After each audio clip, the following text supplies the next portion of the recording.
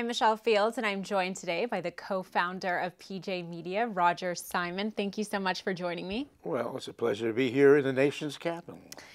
Well, I'm on Twitter just as you are, and I'm used to getting tons of liberal Twitter trolls who are constantly sending me messages saying not so nice things. Recently, though, I haven't been getting as many trolls as usual.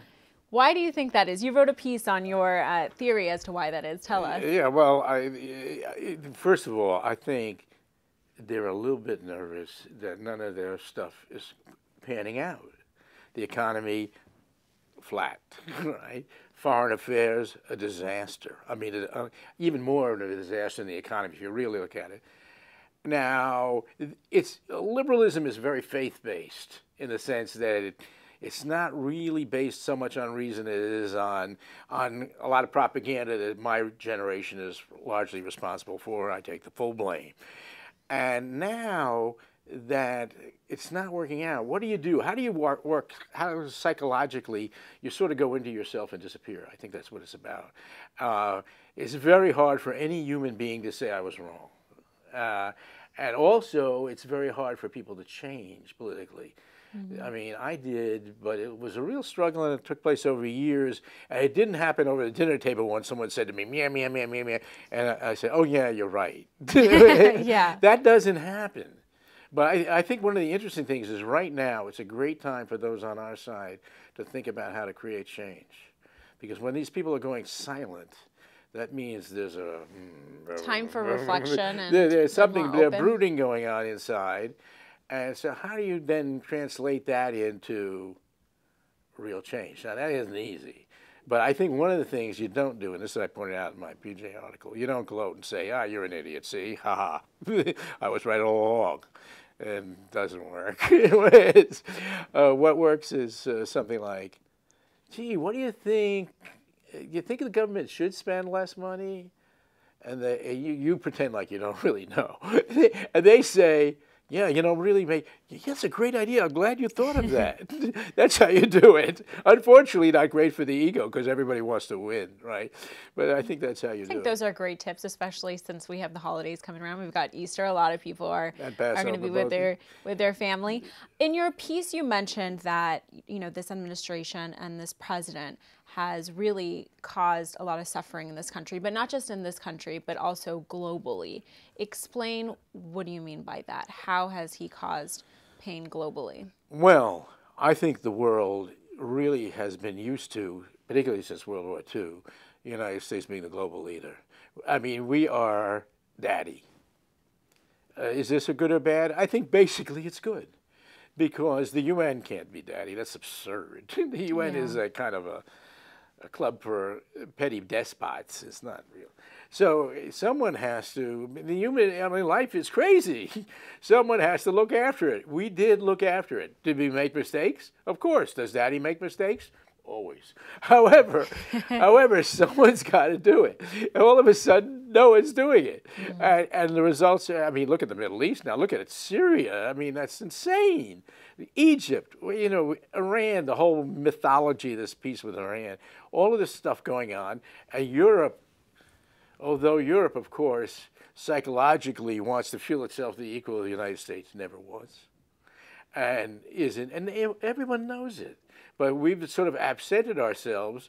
So like nature abhors a vacuum, right? Yeah. So the vacuum is moving in. Putin's moving in. Putin's a super shrewd KGB politician.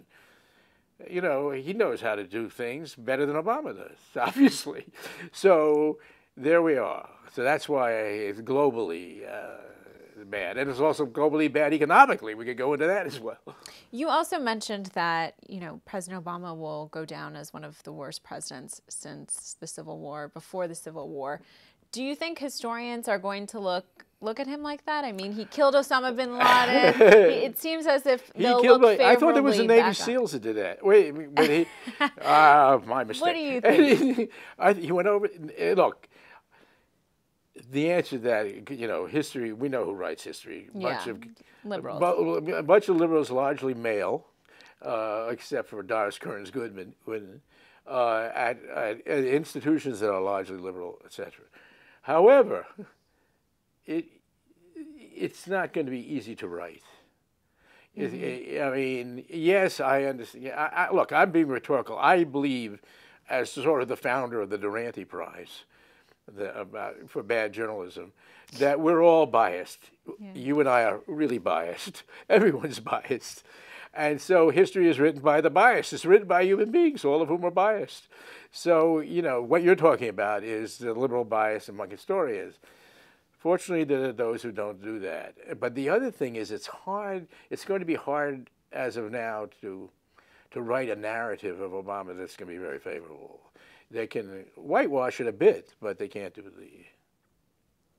And switching gears to the CEO of Mozilla, which is an internet browser, he gave money to a anti-gay marriage group. And is now being forced out of the company. Do you think been forced out? Yeah. Do you think that's dangerous? Do you think that it's terrible? This is the free market working, putting pressure, or is this something that is, you know, sets a bad well, it's kind of political correctness gone berserk. But you know, for once in the last 5 years, I'm in agreement with Andrew Sullivan of all people, who actually wrote today the same thing. And he's obviously a leading gay spokesperson, that they were becoming the bullies. And good for Andrew for once, you know. Being on the right side. On the side. But, you know, and it is, as I wrote in PJ Media, I have been a long-time supporter of gay marriage. I have no objection to it at all. I mean, I think it's a civil rights issue. And as an adult, understand human sexuality to the degree I understand it.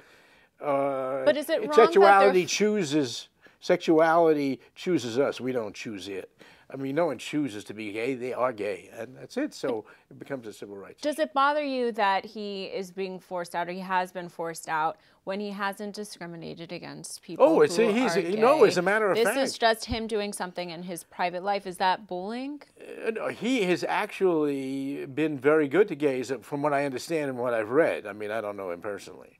But all his statements, they've set up programs there at Mozilla for the LGBT community, all that stuff that they're always clamoring for. So this guy, actually, it really reminds me of the French Revolution and Robespierre, when, you know, as it kept going and going, off with their heads. I mean, the mob there's no end to the mob. I mean, you know, we'll all have to be swearing to everything in a few weeks. I mean, or maybe tomorrow. I don't know.